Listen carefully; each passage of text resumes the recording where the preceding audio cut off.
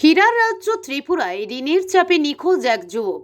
ঘটনা খোয়াই জেলার উত্তর চেবড়ি দিব্যদয় চৌমুহনী এলাকার বাসিন্দা দীপ্ত দেবনাথ নামে এক যুবক গত 4 থেকে 5 দিন ধরে নিখোঁজ রয়েছেন।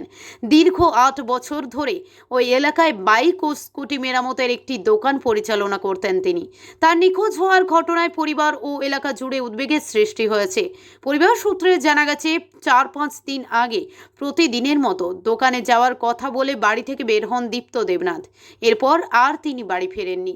পরিবারের সদস্যরা, আত্মীয় স্বজন ও সম্ভাব্য বিভিন্ন স্থানে খোঁজাখুঁজি করেও তার কোনো সন্ধান পাননি।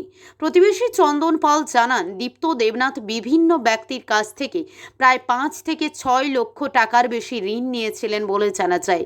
ঋণের টাকা পরিশোধ করতে না পারার কারণে তিনি আত্মগোপন করে বহিরাজ্য কিংবা বাংলাদেশে থাকতে পারেন বলে তার ধারণা।